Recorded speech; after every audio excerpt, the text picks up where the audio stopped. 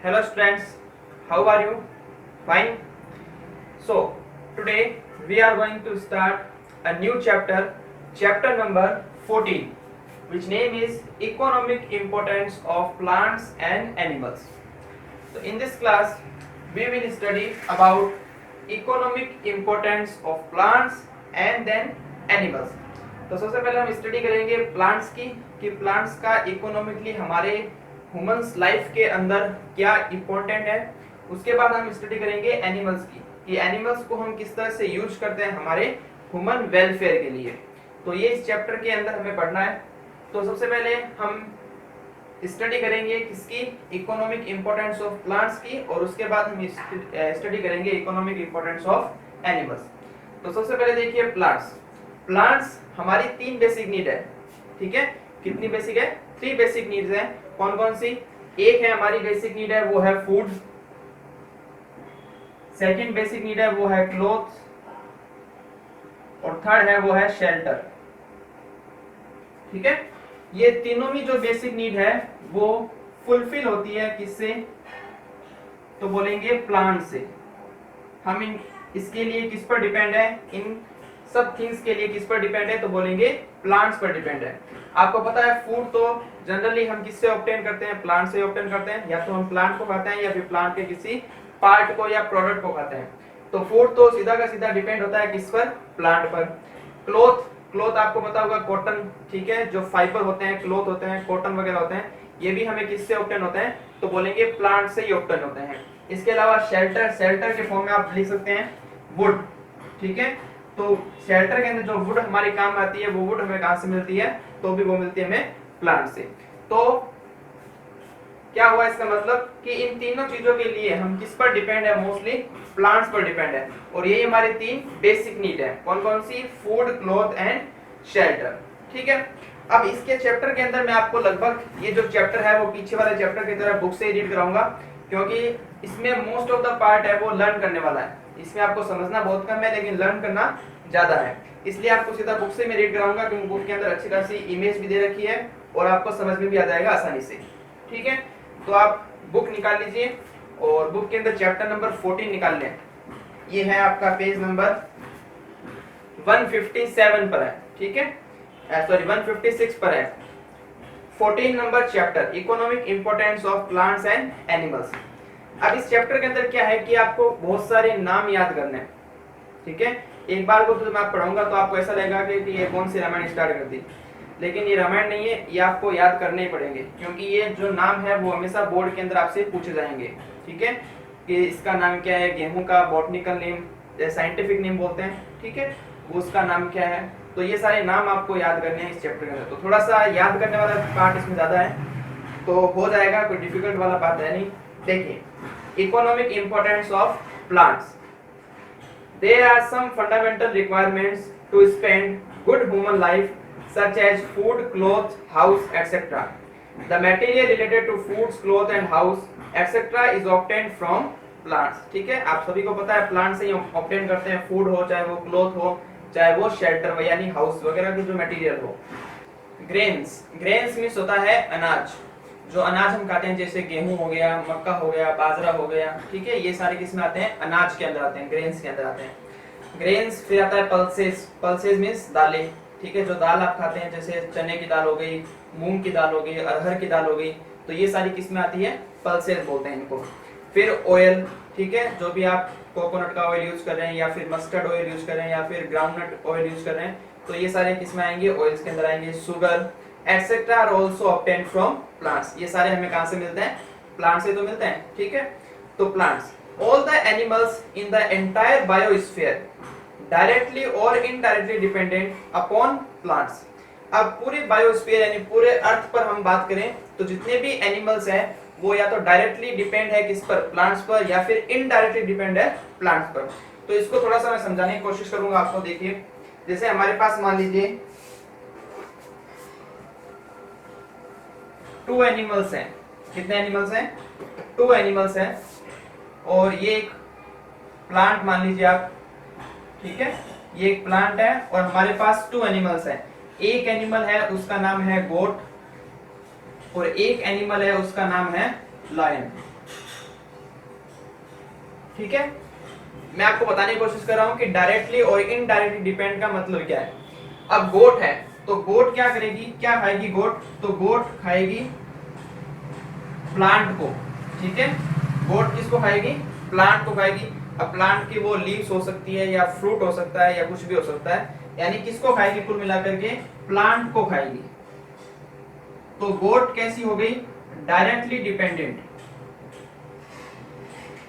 ठीक है, directly depend होगी किस पर, प्लांट पर। अब लॉयन है तो लॉयन क्या करेगा, प्लांट को तो नहीं खाएगा। आपने कभी देखा है किसी शेर को पेड़ पौधे खाते हुए, फल फ्रूट खाते हुए, रोटी खाते हुए, तो यानी लॉयन है वो प्लांट को नहीं खाता। लॉयन किसको खाएगा, गोट को खाएगा। किसको खाएगा, गोट को। और गोट किसको खा रही है, गोट खा रही है प्लांट को। तो गोट तो हो गई डायरेक्टली डिपेंड अपॉन प्लांट, और लॉयन कैसा हो गया, इनडायरेक्टली डिपेंड। समझ आ रही है, लॉयन कैसा हो गया, इनडायरेक्टली डिपेंड अपॉन प्लांट्स। अगर मान लीजिए मैं पूरे अर्थ से गोट को अगर खत्म कर दूं या गोट को साफ कर दूं, ठीक है, गोट को हटा दूं, तो क्या लॉयन जिंदा रह पाएगा, नहीं रह पाएगा। क्यों, क्योंकि लॉयन किस पर डिपेंड है, गोट पर डिपेंड है। अगर मैं पूरे अर्थ से प्लांट को हटा दूं, ठीक है, प्लांट को गायब कर दूं, तो क्या गोट जिंदा रह पाएगी, नहीं रह पाएगी। क्यों, क्योंकि गोट तो किस पर डिपेंड है, प्लांट पर डिपेंड है। क्या लॉयन जिंदा रह पाएगा, नहीं रह पाएगा। क्यों, क्योंकि लॉयन अगर प्लांट ही नहीं रहेगा तो गोट नहीं रहेगी, और गोट नहीं रहेगा तो लॉयन नहीं रहेगी, ठीक है। तो गोट सीधा डिपेंड है किस पर, प्लांट पर, और लॉयन है वो इनडायरेक्टली डिपेंड है किस पर, प्लांट्स पर। क्लियर, समझ आ गया, देखिए आगे। So for the welfare of woman plants are most important. अब देखिए यहाँ पर एक ये आप लाइन है वो अंडरलाइन कर लीजिएगा। The studies of the plants of economic importance and their products are called economic botany।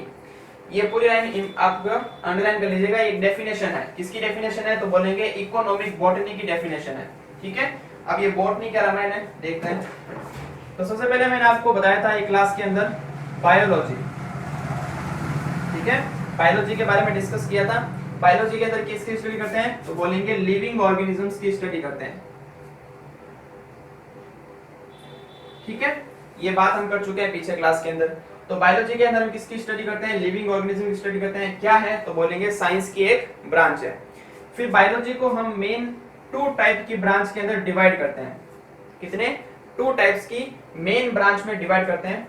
एक ब्रांच का नाम होता है वो होता है बॉटनी, और एक ब्रांच का नाम होता है वो होता है जूलॉजी, ठीक है। एक ब्रांच का नाम क्या है, बॉटनी, और एक ब्रांच का नाम है जूलॉजी। तो बॉटनी के अंदर अब हमारे पास क्या है, लिविंग ऑर्गेनिज्म की। बायोलॉजी के अंदर में किसकी स्टडी करनी है, तो बोलेंगे लिविंग ऑर्गेनिज्म की स्टडी करनी है। अब लिविंग ऑर्गेनिज्म वो प्लांट्स भी हो सकते हैं और वो एनिमल्स भी हो सकते हैं। तो स्टडी को सिंपल करने के लिए, स्टडी को समझ में आ जाए आसानी से, इसलिए हमने क्या किया कि प्लांट को अलग कर दिया और एनिमल्स को अलग कर दिया। तो बॉटनी के अंदर हम किसकी स्टडी करेंगे, तो बोलेंगे प्लांट्स की स्टडी करेंगे। किसकी स्टडी करेंगे, जितने भी प्लांट्स है अर्थ पर, ठीक है, उन सब की स्टडी करनी है। तो आपको क्या पढ़ना है भाई, बॉटनी पढ़नी है, ठीक है।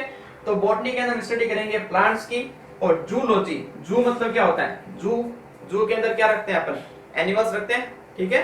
तो जूलॉजी के अंदर हम स्टडी करेंगे एनिमल्स की। समझ आ रहा है, बॉटनी के अंदर स्टडी करेंगे प्लांट्स की, क्योंकि प्लांट्स भी क्या है, लिविंग ऑर्गेनिज्म है। और जूलॉजी के अंदर स्टडी करेंगे एनिमल्स की, क्योंकि एनिमल्स भी क्या है, लिविंग ऑर्गेनिज्म है। अब इस डेफिनेशन को आपको समझने में आसानी होगी। देखिए, the studies of the plants, the study of the plants of economic importance. अगर आप सिंपल स्टडी कर रहे हो प्लांट्स की तो आप क्या बोलोगे, बॉटनी। अगर आप इकोनॉमिकली रेफरेंस के अंदर स्टडी कर रहे हो प्लांट्स की तो आप क्या बोलोगे, इकोनॉमिकल बॉटनी, ठीक है।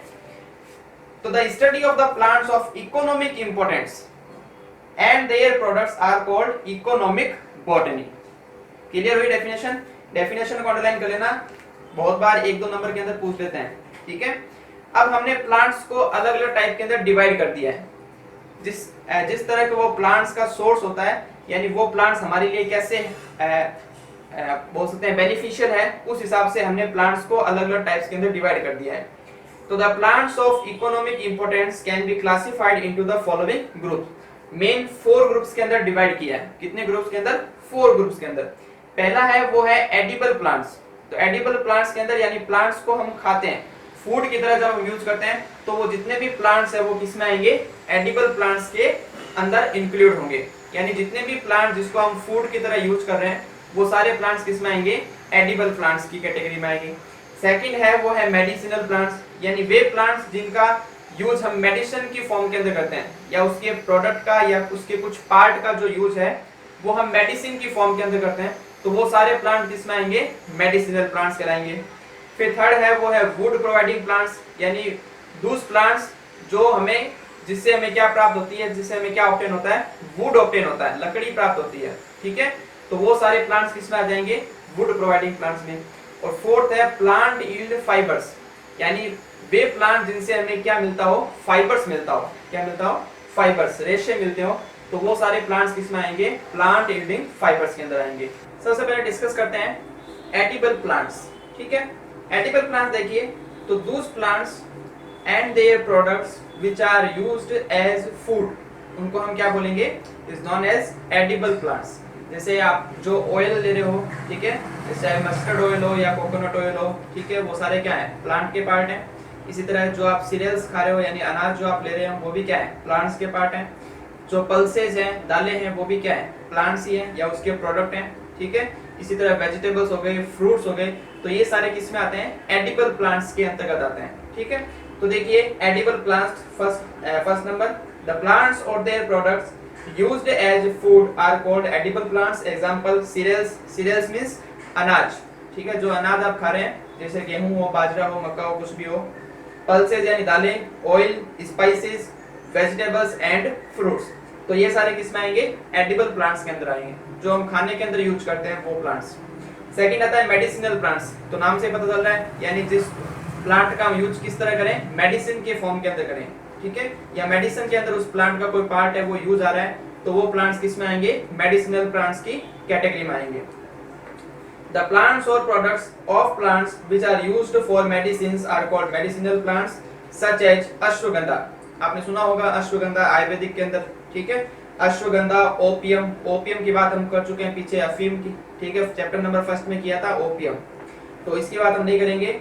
क्या होता है? ये एनाल्जेसिक होता है, यानी दर्द को कम करने में काम आता है। मॉर्फिन एक केमिकल होता है इसके अंदर, वो क्या काम करता है? एनाल्जेसिक की तरह काम करता है, यानी दर्द को कम करता है। तो अश्वगंधा हो गया, ओपियम हो गया, सर्पगंधा। ठीक है, ये भी इस कैटेगरी का ही है। जो अश्वगंधा है, सर्पगंधा है, लगभग सेम कैटेगरी के अंदर काम आते हैं। इसी तरह फिर है गूगल। ठीक है, गूगल एक केमिकल का नाम है, वो भी मेडिसिन के अंदर यूज आता है, प्लांट से निकलता है। और व्हाइट मूसली, ये सारे किस में काम आते हैं? मेडिसिन की फॉर्म के अंदर काम आते हैं या मेडिसिन के अंदर यूज आते हैं। तो ये कौन से प्लांट हो गए? Medicinal plants. क्लियर। थर्ड आता है वुड प्रोवाइडिंग प्लांट्स, यानी वो प्लांट जिनसे हमें क्या मिलती है? वुड मिलती है, ताकि हम अपने शेल्टर के अंदर यूज कर सकें या कोई फायर के अंदर उसको यूज कर सकें। तो would providing plants, the plants whose wood is used as building material। ठीक है, बिल्डिंग मटेरियल के अंदर जिसका वुड का हम यूज करते हैं, building material are called wood और टिम्बर प्लांट्स। ठीक है, वुड और टिम्बर प्लांट्स। एग्जांपल जैसे हो गया टीक हो गया, शीशम हो गई, सागवान हो गया, ये सारे किसमें आते हैं? वुड प्रोवाइडिंग प्लांट्स के अंदर आएंगे।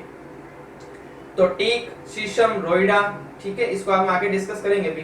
टीक हो गया, शीशम हो गया, रोइडा हो गया, देवदार हो गया और बबूल, इन सब से हमें क्या मिलती है? मेन पार्ट इसका क्या है? प्रोवाइडिंग वुड है। ठीक है, इनको हम खाने के अंदर तो यूज करते नहीं है, इसका मेन काम क्या है? वुड के अंदर यूज करते हैं इसका। तो ये हो गए would providing plants.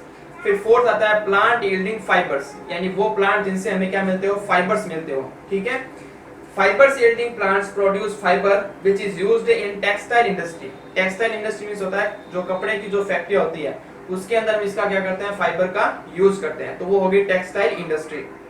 And solve the second basic need of human. अब second basic need of humans क्या थी? पहला था फूड और सेकंड थी क्लॉथ। तो क्लॉथ को फुलफिल करेगी कौन? फाइबर यील्डिंग प्लांट से। जैसे एग्जांपल दे रखा है इसने, देखो कॉटन। ठीक है, कॉटन का जो साइंटिफिक नेम होता है गोसिपियम। क्या नाम होता है? गोसिपियम। अब यहाँ पर आपको ये नाम थोड़े से डिफिकल्ट लगेंगे, लेकिन नाम आपको याद करने पड़ेंगे, क्योंकि नाम ये वो आपके पेपर के अंदर पूछे जाएंगे। कुछ भी नाम पूछ सकते हैं, कोई भी पूछ सकते हैं। ठीक है, तो नाम आपको ध्यान में रखने होंगे, याद करने होंगे। अभी थोड़ा सा इसका डिस्कस करेंगे, ये क्या नाम है, कैसे है। कॉटन, कॉटन, जूट, जूट की आपने देखी होगी, जूट की बोरी आती है, ठीक है, जूट की रस्सी आती है, तो वो वाला जूट हो गया, वो भी कहाँ से निकलता है, प्लांट से निकलते हैं वो, ठीक है। फिर आता है फ्लेक्स कोर यानी कि कोकोनट, ठीक है, कोकोनट के जो रेशे होते हैं आपने देखा होगा, नारियल के ऊपर कुछ फाइबर होते हैं, तो वो वाले उनको हम बोलते हैं फ्लेक्स कोर, ठीक है, जैसे कि कोकोनट। तो ये सारे किस में आ गए, फाइबर्स के अंदर आ गए। तो ये 4 कैटेगरी के अंदर हमने इसको प्लांट्स को क्या किया है, डिवाइड किया है। पहला हो गया एडिबल प्लांट्स जो खाने के अंदर हम यूज करते हैं, दूसरा हो गया मेडिसिनल प्लांट जो मेडिसिन के अंदर हम यूज करते हैं जिसका, तीसरा हो गया आपके वुड प्रोवाइडिंग प्लांट्स, ठीक है, जिसके अंदर हमें उसकी जो वुड है उसका हम यूज करेंगे बिल्डिंग मटेरियल या फिर जो दरवाजे वगैरह बनाने के अंदर, रूम के डोर हैं, ठीक है, विंडो वगैरह हैं ये बनाने के अंदर। और फोर्थ नंबर पर आता है फाइबर्स, जिनसे हमें फाइबर मिलता है, जैसे कॉटन हो गया, जूट हो गया, ठीक है। तो ये हो गई इसकी 4 कैटेगरी, सिंपल सा है, आराम से याद हो जाएगा, कोई दिक्कत वाली बात नहीं है यहाँ तक। फिर देखो प्लांट्स रिलेटेड टू फूड। अब सबसे पहले हम फूड वाले बात करें, जो एडिबल प्लांट्स हैं उनकी बात करें, ठीक है। तो उनमें कौन कौन से आते हैं, देखो cereals, pulses, oil, spices, vegetables and fruits, ठीक है। तो सबसे पहले हम बात करेंगे सीरियल्स की यानी अनाज की। तो अनाज के अंदर कौन कौन से आते हैं, तो इसको डिस्कस करने से पहले यहाँ पर मैं कुछ और बातें डिस्कस करना चाहूंगा। इसमें देखिए आप इसको रफ कर देते हैं। यहाँ पर आपको बार बार एक वर्ड यूज आएगा, वो है साइंटिफिक नेम, ठीक है, साइंटिफिक नेम।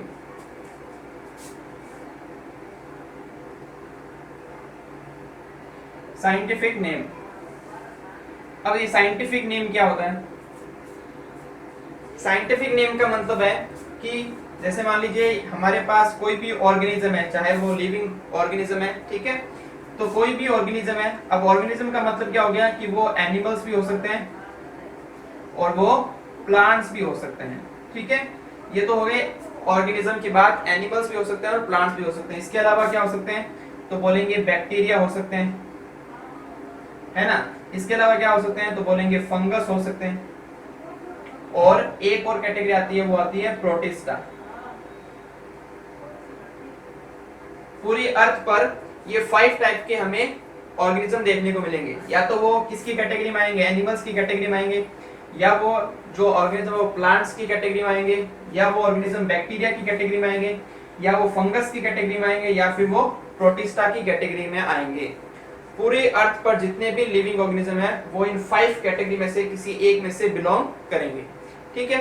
अब हमने क्या किया कि इन जितने भी इसके अंदर ऑर्गेनिज्म आ रहे हैं, ठीक है, उन सबको एक क्या दिया है, साइंटिफिक नेम दिया है। क्या नाम दिया है, साइंटिफिक नेम दिया है। जैसे मान लीजिए आप, मैंने थोड़ा बहुत आपको 9th क्लास में बताया था वैसे, जैसे मान लीजिए हमारे पास एक बिल्ली है,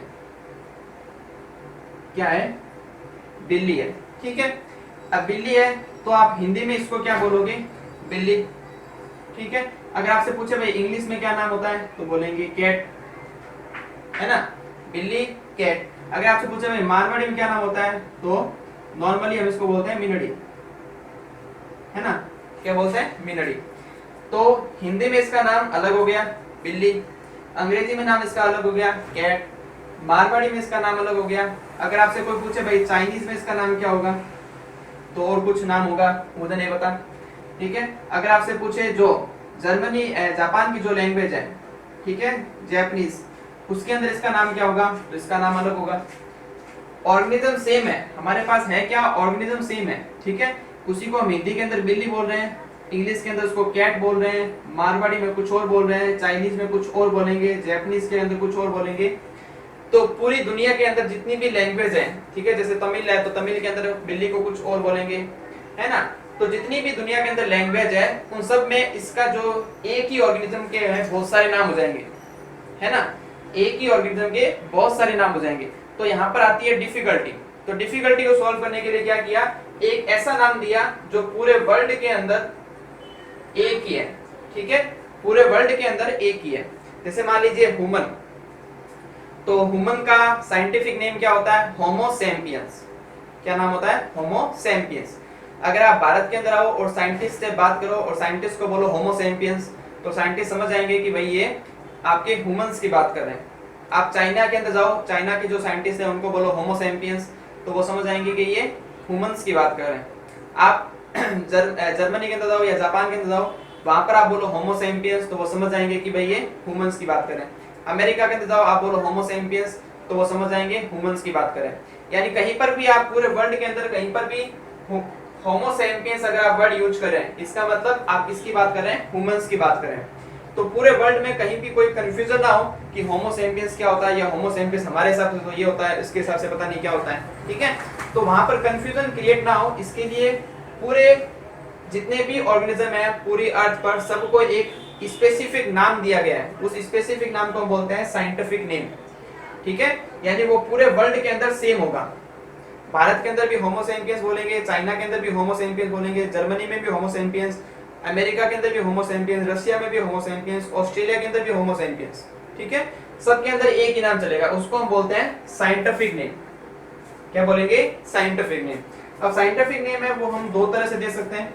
जैसे मैंने बताया था ना अभी बायोलॉजी, तो बायोलॉजी के अंदर दो ब्रांचें हैं, एक है वो है प्लांट्स वाली और एक है वो एनिमल्स वाली। तो प्लांट्स वाली जो ब्रांच है उसको हम क्या बोलेंगे, बॉटनी, और एनिमल्स वाली जो ब्रांच है उसको हम क्या बोलेंगे, जूलॉजी, ठीक है। तो अब साइंटिफिक नेम भी हम दो तरह से बोल सकते हैं। एक्चुअली में ये भी आपके काम का नहीं है, लेकिन फिर भी अगर मैं बीच में कहीं बोल दूं तो आपको ध्यान होना चाहिए कि साइंटिफिक नेम अगर हम प्लांट्स की बात करेंगे, ठीक है, अगर हम प्लांट्स को साइंटिफिक नेम दे रहे हैं तो उसको हम बोलेंगे बॉटनिकल नेम, बॉटनिकल नेम, ठीक है। और अगर जूलॉजी के अंदर हम एनिमल्स को नाम दे रहे हैं तो उसको हम बोलेंगे जूलॉजिकल नेम, ठीक है। अगर मैं कभी आपको बोल दूं बॉटनिकल नेम बताओ, तो बॉटनिकल नेम मतलब मैं आपसे क्या पूछ रहा हूं, उसका साइंटिफिक नेम ही पूछ रहा हूं, ठीक है। तो प्लांट्स के लिए हम इसको क्या बोल देंगे, बॉटनिकल नेम, और एनिमल्स के लिए इसको क्या बोल देंगे, जूलॉजिकल नेम। दोनों का मतलब क्या है, साइंटिफिक नेम, ठीक है। कहीं आप किसी बुक के अंदर पढ़ोगे कि बॉटनिकल नेम, तो आप कंफ्यूजन ना हो, इसलिए मैंने इसको यहाँ पर बता दिया है। तो मैं भी कई बार बीच में बोल जाता हूँ कि बॉटनिकल नेम बताओ, ठीक है। तो बॉटनिकल नेम मींस आपको क्या बताना है, साइंटिफिक नेम ही बताना है। साइंटिफिक नेम पूछो तो भी बॉटनिकल नेम बताना है, बॉटनिकल नेम पूछो तो भी साइंटिफिक नेम बताना है, ये एक ही होते हैं, ठीक है। तो ये हो गया यहाँ पर छोटा सा टॉपिक था, आपके बार बार यहाँ पर काम आएगा, इसलिए मैंने यहाँ पर एक साथ में डिस्कस कर दिया है। अब एक और यहाँ पर बात बार बार काम आएगी, वो है क्रॉप। तो इंडिया के अंदर हम 3 टाइप की क्रॉप्स हैं वो ग्रो करते हैं। कितने टाइप्स की, 3 टाइप्स की जो क्रॉप है वो ग्रो करते हैं। कौन कौन सी होती है देखो। तो क्रॉप को हमने इंडिया के अंदर, किसकी बात हो रही है, इंडिया की, इंडिया के अंदर हमने क्रॉप को 3 पार्ट में डिवाइड कर दिया है। कितने पार्ट में, 3 पार्ट के अंदर। किस बेसिस पर किया है, तो बोलेंगे इसको कब हम लगा रहे हैं, इसके बीज को हम मिट्टी के अंदर कब लगा रहे हैं, कब शो कर रहे हैं, तो उस हिसाब से हमने इसको 3 पार्ट में डिवाइड कर दिया। एक क्रॉप होती है, उसकी जो कैटेगरी होती है वो होती है खरीफ, ठीक है। एक को हम बोलते हैं खरीफ, एक को हम बोलते हैं रबी। आपने हो सकता है सुना होगा ये नाम, खरीफ, रबी, और एक होती है जैद, ठीक है, जैद। तो इन 3 कैटेगरी के अंदर हमने इसको क्या किया, डिवाइड कर दिया। जितनी भी हमारे यहाँ पर क्रॉप लगाई जाती है, क्रॉप उगाई जाती है, उन सबको हमने 3 कैटेगरी में डिवाइड कर दिया। एक का नाम है खरीफ, एक का नाम है रबी, और एक का नाम है जैद। सबसे पहले बात करते हैं हम खरीफ की। तो खरीफ की क्या क्या प्रॉपर्टीज होगी देखिए। ये है जो खरीफ की जो फसल होती है, खरीफ की जो क्रॉप होती है, उसको हम रेनी सीजन के अंदर शोविंग करते हैं। शोविंग मींस उसकी बुवाई करते हैं, उसको जमीन के अंदर उसके बीज लगाते हैं। तो खरीफ की जो फसल होती है उसके बीज लगाते हैं अपन। जो अभी चल रहा है, जैसे सीजन चल रहा है जून जुलाई, तो जून जुलाई वाला सीजन होता है, रेनी सीजन होता है ना। तो जून जुलाई के अंदर इसके बीज की क्या करते हैं हम, शोविंग करते हैं। सीड की जो शोविंग है, यानी सीड को मिट्टी के अंदर लगाते हैं। तो जून जुलाई के अंदर इस फसल को लगाएंगे। सेकंड, इसकी जो कटिंग है वो हम कर लेंगे सितंबर के अंदर। सितंबर में इसकी क्या कर लेते हैं, कटिंग कर लेते हैं। जून जुलाई के अंदर लगाया और सितंबर में इसकी कटिंग कर ली। तीसरा नंबर इसकी प्रॉपर्टी होती है कि ये वाली जो फसल होती है या इस फसल के जो सीड होते हैं, उन फसल को, उस क्रॉप को टेम्परेचर एंड रेन, ठीक है, या मॉइस्चर आप कह सकते हैं, टेम्परेचर एंड मॉइस्चर, इसकी रिक्वायरमेंट है वो ज्यादा होती है, ठीक है। तो टेम्परेचर की रिक्वायरमेंट इसको ज्यादा होगी और रेन की रिक्वायरमेंट इस वाली क्रॉप को ज्यादा होगी। 4 नंबर, ये कहां पर लगाई जाती है, तो अगर आपसे पूछे तो ये होती है नॉर्थ एरिया के अंदर, ठीक है। जो इंडिया का जो नॉर्थ वाला पार्ट है, नॉर्थ एरिया के अंदर ये वाली फसल लगाई जाती है। तो क्या क्या प्रॉपर्टीज हो गई, जून जुलाई में इसको लगाएंगे, सितंबर में इसकी कटिंग कर लेंगे, टेम्परेचर एंड रेन की रिक्वायरमेंट इसको ज्यादा होती है, ठीक है। रेन की रिक्वायरमेंट इसको क्या होगी, ज्यादा होगी, और इंडिया के नॉर्थ वाला जो पार्ट है, नॉर्थ एरिया, वहां पर इस फसल को लगाते हैं। अब इसके एग्जाम्पल क्या क्या है, तो एग्जाम्पल की बात करें, ठीक है, जैसे हो गया मेज। मेज किसका एग्जाम्पल आपसे पूछे तो खरीफ की क्रॉप का एग्जाम्पल है, ठीक है, मेज। इसी तरह हमारा बाजरा और राइस, ये किसके एग्जाम्पल है, तो बोलेंगे खरीफ की क्रॉप के एग्जाम्पल है, खरीफ की फसल के एग्जाम्पल है, ठीक है। फिर अब रबी। अब रबी है, वो रबी की जो फसल है इसको हम अक्टूबर नवंबर के अंदर इसकी शोविंग की जाती है, यानी इसके बीज को लगाया जाता है मिट्टी के अंदर अक्टूबर एंड नवंबर के अंदर, और जो मार्च में इसकी कटिंग कर लेते हैं, ठीक है। अक्टूबर नवंबर में लगाएंगे और मार्च में इसकी क्या कर लेंगे, कटिंग कर लेंगे। इसकी जो क्रॉप होती है उसको टेम्परेचर एंड जो रेन है या जो मॉइस्चर है उसकी रिक्वायरमेंट क्या होती है, कम होती है, ठीक है। और ये जो रबी की फसल है वो लगभग साउथ वाले पार्ट के अंदर की जाती है, तो आप लिख सकते हैं साउथ एरिया के अंदर, क्लियर, साउथ एरिया। अब इसके एग्जांपल क्या है आपसे पूछे, तो इसके एग्जांपल हो जाएंगे वीट यानी कि गेहूं, ठीक है, ग्रेन यानी चना, एंड मस्टर्ड। वैसे तो बहुत सारे एग्जांपल है, इसके भी बहुत सारे एग्जांपल है और इसके भी बहुत सारे एग्जांपल है, बहुत सारी क्रॉप इसके अंदर आती है, लेकिन हम वही पढ़ रहे हैं जो आपके सिलेबस के अंदर है। तो आपके सिलेबस में है मेज, बाजरा एंड राइस। आपको पता होना चाहिए मेज, बाजरा और राइस किस में आते हैं, तो बोलेंगे खरीफ में आते हैं। फिर वीट, ग्रेन एंड मस्टर्ड ये किस में आते हैं, तो बोलेंगे रबी के अंदर आते हैं, क्लियर। फिर आओ जेद। जेद की बात करें तो जेद की जो फसल होती है उसकी जो शोविंग की जाती है वो की जाती है मार्च के अंदर।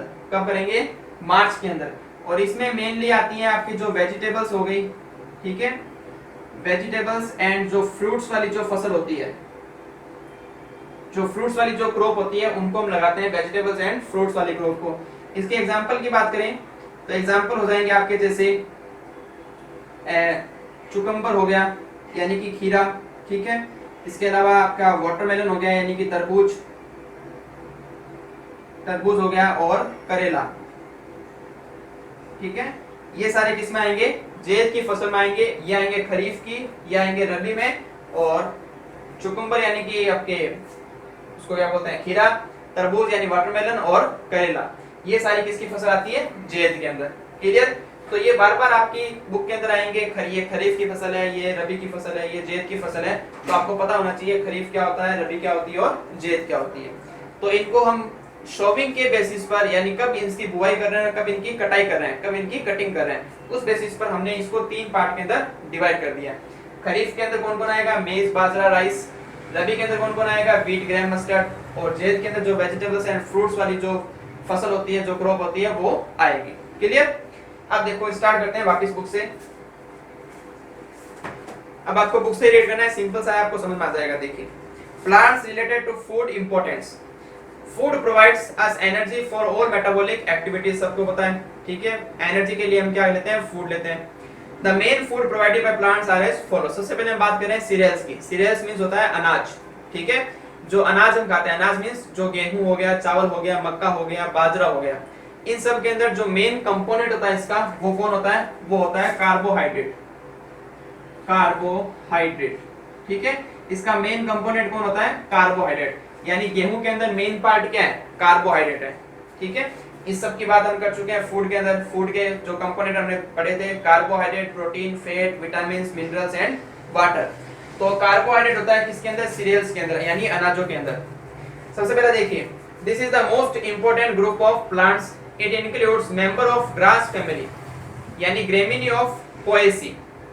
अब आपको यहाँ पर थोड़े से वर्ड है, वो अगर आप इंग्लिश में बोल सकते हैं तो बोलिए, लेकिन नहीं बोल सकते तो आप हिंदी में साइड में लिख लेना, ठीक है। मैं हिंदी में यहाँ पर लिखाऊंगा, आपको हिंदी में आप साइड में लिख लेना ताकि आपको बोलने में आसानी रहे। It includes member of grass family, Gramineae of Poaceae. अब जितने भी, अब हम क्या करते हैं, तो देखो यहाँ पर एक वर्ड और आएगा आपके पास, फैमिली। तो इसको रफ कर देते हैं एक बार। फैमिली क्या होती है, देखो एक्चुअली में ये टॉपिक तो आपके 11th का है, लेकिन थोड़ा बहुत आपको यहाँ पर डिस्कस करना पड़ेगा क्योंकि आपके बुक में दे रखा है। देखिए हमारे पास क्या है, स्पीसीज है। जैसे स्पीसीज का मतलब क्या हो गया कि एक पर्टिकुलर ऑर्गेनिज्म है, पर्टिकुलर क्रॉप है, पर्टिकुलर फसल है, जैसे मान लीजिए मेरे पास फसल है एक वीट की, गेहूं की एक फसल है। इसी तरह मेरे पास एक फसल है, क्रॉप है, वो है राइस की। ठीक है, एक मेरे पास क्रॉप है वो है मेज की। मान लीजिए मेरे पास ये 3 क्रॉप है, वीट, राइस एंड मेज। अब इन तीनों के अंदर ये क्या हो गया, एक स्पीसीज हो गई। ये क्या होगी, स्पीसीज। ये क्या होगी, एक स्पीसीज। ठीक है, और ये भी क्या होगी, एक स्पीसीज, क्योंकि इसकी क्वालिटी अलग होगी, इसकी क्वालिटी अलग है, इसकी क्वालिटी अलग है। इसके अंदर जो जेनेटिक मटेरियल है, जो जीन वगैरह वो अलग है, इसके अंदर जेनेटिक मटेरियल डीएनए वगैरह इसके अलग है, इसका अलग है। इसको बाहर से देखोगे तो आप पहचान सकते हो कि भाई ये गेहूं है, इसको बाहर से देखोगे तो आप पहचान सकते हो राइस है, इसको बाहर से देखोगे तो आप पहचान सकते हैं ये मक्का है, मेज। ठीक है, तो ये सारी क्या हो गई, अलग अलग टाइप की क्या हो गई, स्पीसीज हो गई। अब लेकिन इन तीनों के अंदर एक कॉमन कैरेक्टर है। एक कॉमन कैरेक्टर क्या है कि भाई ये तीनों के अंदर जो मेन कंपोनेंट है इसका, यानी इसका जो केमिकल कंपोजिशन है, वो मेन कंपोजिशन क्या है, वो है कार्बोहाइड्रेट, है ना। मेन कंपोनेंट इसका क्या है, कार्बोहाइड्रेट। तो हम क्या करते हैं, इसको एक ग्रुप के अंदर रख देते हैं कि जो कार्बोहाइड्रेट वाली जो रिच वाली जो कार्बोहाइड्रेट रिच जो क्रॉप होगी उसको हम एक ग्रुप में रख देंगे। उस ग्रुप को हम क्या बोलेंगे, फैमिली। ठीक है, तो आपसे पूछा है कि फैमिली के अंदर किसको रखते हैं, तो फैमिली के अंदर रखते हैं हम डिफरेंट टाइप की स्पीसीज को। थोड़ा सा आपके लिए कॉम्प्लिकेट हो सकता है, देखिए मैं बता नहीं सकता। फैमिली के अंदर हम किसको रखते हैं, स्पीसीज को। अलग अलग टाइप की स्पीसीज होगी जिसमें एक कैरेक्टर या 2 कैरेक्टर हैं वो कॉमन होंगे। ठीक है, उसको हम एक ग्रुप के अंदर रखेंगे, उस ग्रुप का नाम होगा फैमिली। अब फैमिली अलग अलग टाइप की स्पीसीज की फैमिली है, वो अलग अलग बनेगी, तो फैमिली को भी हम नाम देते हैं। फैमिली को भी हम क्या देंगे, नाम देंगे। जैसे इन सब की जो फैमिली है, वीट, राइस या मेज, इसकी एक फैमिली बनती है, उस फैमिली को हम क्या बोलते हैं, पोएसी। क्या बोलेंगे, पोएसी फैमिली। ठीक है, CAE, पोएसी फैमिली। क्या बोलेंगे इसको, पोएसी। इसलिए मैं थोड़ा हिंदी में लिख देता हूं यहाँ पर ताकि आपको ध्यान में रहे। ठीक है, तो ये कौन सी फैमिली से बिलोंग करते हैं, तो बोलेंगे पोएसी फैमिली से बिलोंग करते हैं। क्लियर। अब देखिए यहाँ पर, it includes member of grass family. Grass family बोल सकते हैं और पोएसी की भी फैमिली बोल सकते हैं। ग्रास फैमिली या Gramineae of Poaceae which produce the grains which are rich in carbohydrates. Clear? Carbohydrates are used as basic material in respiration to release energy. सबसे पहले कौन टूटता है, कार्बोहाइड्रेट टूटता है हमारी बॉडी के अंदर, उसके बाद टूटता है प्रोटीन, उसके लास्ट के बाद टूटता है फैट। तो पहला मटेरियल कौन हो गया जो टूटता है, जो ब्रेक होता है, वो होता है carbohydrate. Some important grains, grains means भी क्या होता है, अनाज होते हैं। ठीक है, some important grains are as follow. सबसे पहला आ रहा है वीट, वीट यानी गेहूं। अब गेहूं का जो बॉटनिकल नेम या साइंटिफिक नेम आपसे पूछे कि गेहूं का साइंटिफिक नेम बताओ तो क्या होता है, तो होता है ट्रिटिकम एस्टिवम। अब यहां पर मैं आपको हिंदी में लिख देता हूं ताकि आपको बोलने में आसानी रहे। इंग्लिश में आप पढ़कर बोल सकते हैं तो बहुत ही बढ़िया है, और नहीं बोल सकते कुछ बच्चे तो उनके लिए मैं हिंदी में लिख देता हूं। ठीक है, तो वीट का जो बॉटनिकल नेम या साइंटिफिक नेम, ऐसे बोल रहा हूं मैं, साइंटिफिक नेम। ठीक है, वीट का साइंटिफिक नेम होता है, वो होता है ट्रिटिकम एस्टिवम। एस्टिवम, ठीक है, ट्रिटिकम एस्टिवम। अब ये आपका नाम याद रखना पड़ेगा, ये आपको याद करना है बस। ठीक है, यहाँ पर बहुत थोड़ा सा हो सकती है आपको डिफिकल्टी हो याद करने में, लेकिन ये याद करना पड़ेगा। तो वीट का देखो नाम ब्रैकेट में लिख रखा है, ब्रैकेट में जो लिखा हुआ है वो होता है ट्रिटिकम एस्टिवम। अब यहाँ पर आपको थोड़ा सा ध्यान रखना पड़ेगा। देखिए मैं बता देता हूँ, एक बार बताऊंगा, बार बार नहीं बताऊंगा। यहाँ पर देखो लिख रखा है इसने ट्रिटिकम एस्टिवम। ठीक है, इसमें जो ये 9th क्लास का टॉपिक है, आपने पढ़ा होगा बाइनोमियल नोमेनक्लेचर। ठीक है, उसके अंदर क्या है, इसका एक पर्टिकुलर रूल है, इसका एक पर्टिकुलर रूल है। रूल मैं पूरा डिस्कस तो नहीं करूंगा यहाँ पर, केवल थोड़ा सा बता रहा हूँ। इसमें जो फर्स्ट वर्ड है, जैसे फर्स्ट वर्ड कौन है, ट्रिटिकम है, उसका जो फर्स्ट लेटर होगा वो हमेशा कैसा होगा, कैपिटल होगा। कैसा होगा, कैपिटल। और जो सेकंड वर्ड है उसका फर्स्ट लेटर है वो हमेशा स्मॉल होगा। यहाँ पर आप कैपिटल मत कर देना ऐसे, ये रॉन्ग है। ठीक है, इसका फर्स्ट लेटर हमेशा कैपिटल और बाकी सारे जितने भी लेटर है वो सारे क्या होंगे, स्मॉल। सेकंड वर्ड होगा उसका भी फर्स्ट लेटर क्या होगा, स्मॉल ही होगा, उसको कैपिटल मत कर देना, ये रॉन्ग माना जाएगा यहाँ पर। इसके कुछ रूल हैं, ध्यान रखिएगा, आप हो सकता है तो 9th क्लास के अंदर पढ़ लेना एक बार।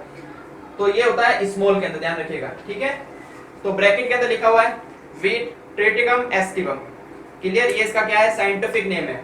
आप अमेरिका के अंदर जाकर जाओ और बोलो ट्रिटिकम एस्टिवम तो वो समझ जाएंगे आप वीट की बात कर रहे हैं।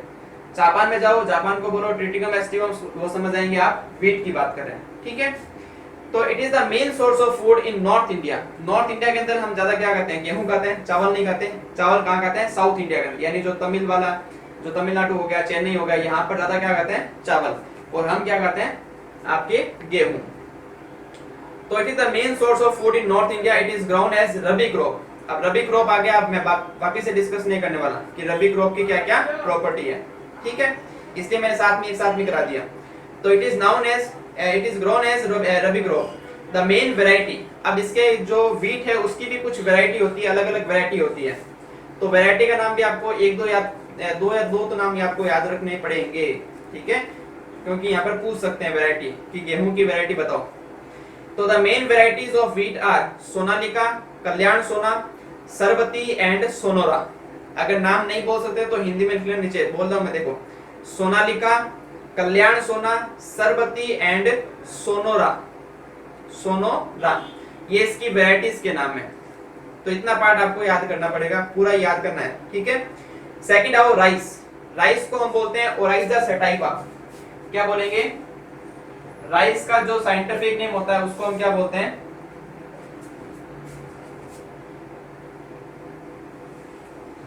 Oryza sativa, Oryza sativa. Hindi में लिख दिया मैंने ताकि आपको बोलने में आसानी रहे। ओराइजा सेटाइवा राइस का साइंटिफिक नेम है, और इंग्लिश में आप देख सकते हैं बुक के अंदर oryza sativa. It is used as food mainly in south India. South India के अंदर मेन यूज क्या करते हैं, फूड का, चावल के फॉर्म के अंदर। It is grown as kharif crop. अब खरीफ क्रॉप के रूप में इसको ग्रो करते हैं। With the view of production of India, it has first place in the production of rice.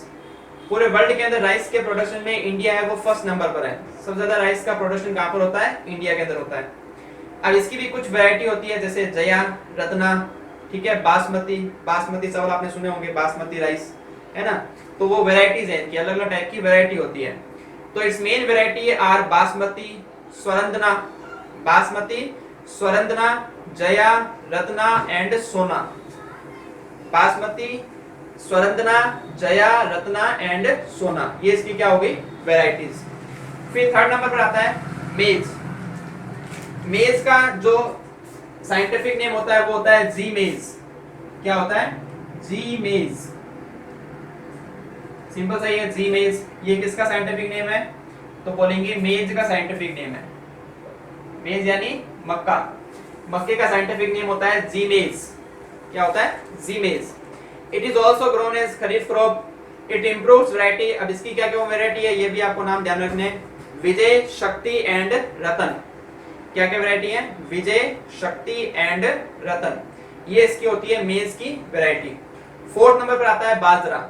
अब ये सारे क्या हो गए, सीरियल्स ही तो है, अनाज ही तो है, अनाज की फॉर्म के अंदर हम इसका यूज करते हैं। तो फर्स्ट हो गया व्हीट, सेकंड हो गया राइस, थर्ड हो गया मेज, और फोर्थ आ रहा है बाजरा। बाजरे को जो इंग्लिश में नाम होता है वो होता है पेयल मिलेट। ये हो गया हमारा बाजरा। इसका जो इंग्लिश में नाम लिख रहेगा, देखो जो पहले लिख रहेगा ब्रैकेट के अंदर, वो किसका नाम है, इंग्लिश में नाम है बाजरे का। बाजरे का इंग्लिश में नाम होता है वो होता है पेयल मिलेट, पेयल मिलेट, ठीक है। और इसका जो साइंटिफिक नेम होता है वो होता है पेनिसेटम टाइफोइडस। क्या नाम है, इंग्लिश में, हिंदी में लिख देता हूं मैं, पेनिसेटम, पेनिसेटम टाइफोइडस, पेनिसेटम टाइफोइडस, ठीक है। ये इसका होता है साइंटिफिक नेम, पेनिसेटम टाइफोइडस। ये होता है बाजरे का, पेनिसेटम टाइफोइडस। क्लियर। थोड़ा सा डिफिकल्ट होगा, मैं बता रहा हूँ बार बार, लेकिन आपको याद करने पड़ेंगे, 3-4 बार पढ़ोगे तो याद हो जाएगा आसानी से। It's grown as kharif crop. It's mainly grown in area where the crop are dependent on rain. क्योंकि खरीफ की क्रॉप है तो मैंने बताया था ना कि इसको टेम्परेचर और रेन की रिक्वायरमेंट क्या होती है, ज्यादा होती है। तो बाजरे की क्रॉप कहाँ पर उगाई जाएंगी, जहाँ पर रेनी सीजन हो, ठीक है, ज्यादा बरसात आती हो वहां उस एरिया के अंदर। तो ये हो गए हमारे सीरियल्स, ठीक है।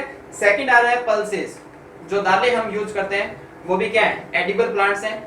तो पल्सेस के अंदर कौन कौन सी आती है, देखिए, they are the rich source of protein. जो सीरियल्स है उसके अंदर मेन कंपोनेंट क्या होता है, कार्बोहाइड्रेट, और जो पल्सेस हैं, जो दालें हैं, उनका मेन कंपोनेंट क्या होता है, प्रोटीन। तो पल्सेस के अंदर जो मेन कंपोनेंट होता है वो कौन होता है, प्रोटीन। इसको रफ कर देते हैं।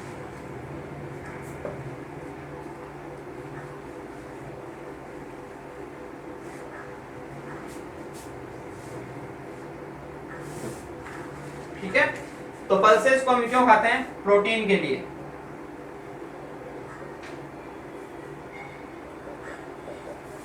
उसका मेन कंपोनेंट होता है प्रोटीन। अब प्रोटीन की जो एक फैमिली बनेगी कि 3-4 मान लीजिए स्पीसीज है, उनके अंदर कॉमन कंपोनेंट क्या है, प्रोटीन है, तो उनको एक फैमिली के अंदर रख देंगे। फैमिली का नाम होगा लेग्यूमिनेसी। देखिए नीचे लिख रखा आपका, they are rich in source of protein, pulses are members of leguminosae family. क्या नाम है, लेग्यूमिनेसी, लेग्यूमिनोसी, बिनोसी भी कह सकते हैं, मिनेसी भी कह सकते हैं, कुछ भी कह दो, लेग्यूमिनोसी फैमिली, ठीक है। इंग्लिश में आप यहां से देख सकते हैं लेग्यूमिनोसी फैमिली।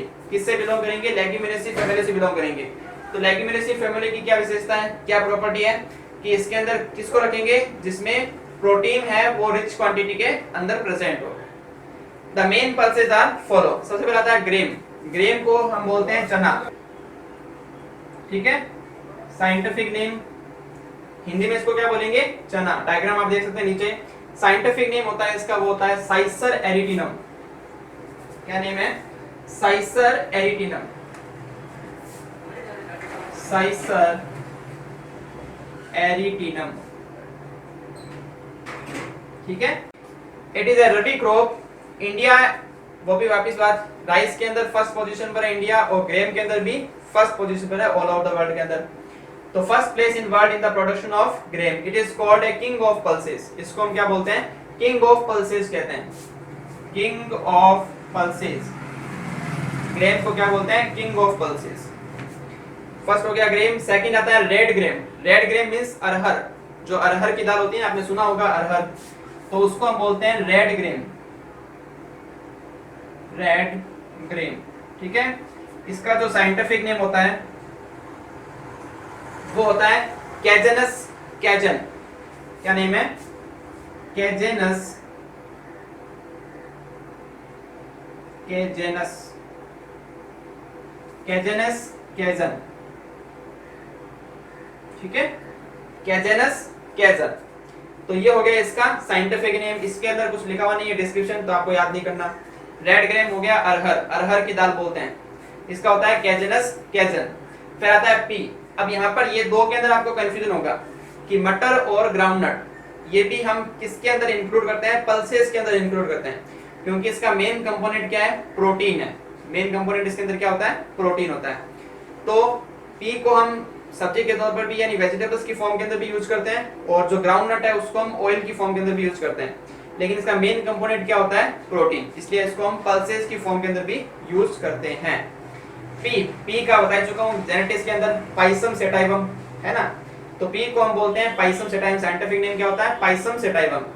फोर्थ आता है ग्राउंडनट। ग्राउंडनट का होता है, ग्राउंडनट यानी मूंगफली। इसका जो साइंटिफिक नेम होता है वो होता है एराकिस, एराकिस हाइपोजिया, एराकिस हाइपोजिया, एराकिस हाइपोजिया, ठीक है। थोड़ा सा डिफिकल्ट लग रहा है, लेकिन क्या कर सकते हैं, आपको याद तो करना पड़ेगा, चैप्टर है। Arachis hypogaea. India is the biggest producer of groundnut, it is the richest source of protein. Main source इसका क्या है, प्रोटीन है। सेकंड नंबर पर आता है इसका ऑयल। फिर 5 नंबर पर है सोयाबीन, ठीक है। सोयाबीन आपने सुना ही होगा, सोयाबीन की दाल, सोयाबीन। इसका जो साइंटिफिक नेम होता है वो होता है, देखिए, ग्लाइसिन मैक्स। क्या बोलते हैं इसको, ग्लाइसिन मैक्स, ग्लाइसिन मैक्स, ठीक है, glycine max soybean. It is also source of rich source of protein. ठीक है, जितनी भी पल्सेज है उसके मेन कंपोनेंट क्या होता है, प्रोटीन होता है। अब बस आपको यहाँ पर डिफिकल्टी एक ही चीज के अंदर आएगी, इसके साइंटिफिक नेम को लर्न करने में। तो थोड़ी सी मेहनत आपको जरूर करनी पड़ेगी, लेकिन याद हो जाएगा। तो आज के लिए इतने रखते हैं, ठीक है, क्योंकि इसमें थोड़ा सा लर्न करने वाला चैप्टर ज्यादा हो गया, इसलिए इस वीडियो को अभी यहीं पर पॉज कर देते हैं। नेक्स्ट वीडियो के अंदर हम स्टार्ट करेंगे आपका ऑयल्स, है ना, ऑयल यील्डिंग प्लांट, जिससे हम ऑयल निकालते हैं।